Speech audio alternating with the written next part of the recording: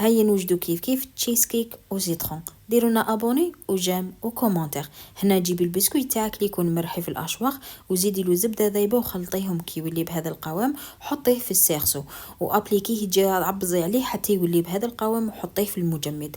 هنايا نجيبو الجيلاتين نديرو لها الماء ونخليوها تجمد في جهه. في جهه اخرى نجيبو هنايا في ريسيبيون 250 غرام ماسكاربون ونفس الكيله ديري بها الكريم ليكيد وزيدي بودر شونتي وطلعيهم بالباتر، حطيهم دو كوتي وجيبي 100 غرام تاع شوكولا بيضاء ذوبيها وكي تذوب لك حطي الجيلاتين يذوب فيها حتى كي يولي لك بهذا القوام ويتبرد 100%. حطيها في لاكريم تاعك وعاودي طلعيها بالباتر.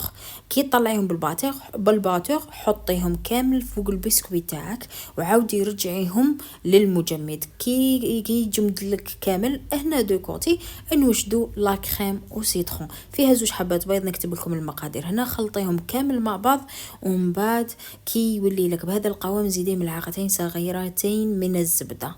كي وبعد خليها تبرد 80%. حطي سيلوفان فوقها. كي تولي تبرد لك عاودي حطيها فوق لاكريم تاعك وحطيها في الفريجيدير مده ليله كامله.